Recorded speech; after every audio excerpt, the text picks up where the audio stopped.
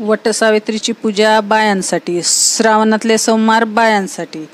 कारण आपण प्रत्येक जन्मामध्ये हेच नवरा भेटू दे म्हणून देवाची पूजा करीत असतो. पण माणसांचं तसं नाही. त्यांना प्रत्येक जन्मामध्ये एक नवीन मॉडेल पाहिजे असते, म्हणून तर कोणती पूजा करीत नाहीत ना उपास धरीत नाहीत. Oh no no no no!